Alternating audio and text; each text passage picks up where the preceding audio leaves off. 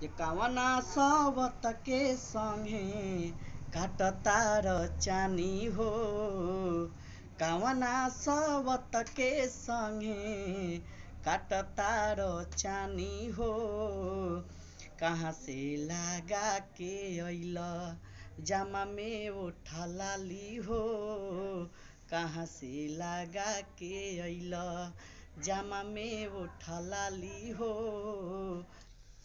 नमस्कार बाप सबके, हम लोगन के छोट भाई डीजे कमलेश मोहम्मदपुर। आज हमरा लगे आइल बने अनिल भैया, अनिल अनजान, जिनका गाना आप लोग सुनते हैं सुपर डुपर हिट होता है। अनिल अनजान, समियाना के चोप, बहुत सारा हिट मैटर बा यहाँ के। ठीक बा, यहाँ के आज एगो बड़ा जबरदस्त गाना रिकॉर्डिंग भइल बा। नमस्ते प्रणाम।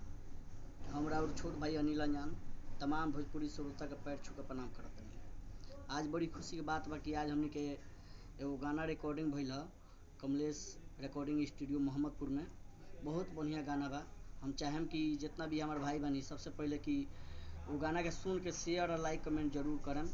आ गाना बावे जे कवना सबत के संगे काटतार चानी हो, कवना सबत के संगे काटतार चानी हो।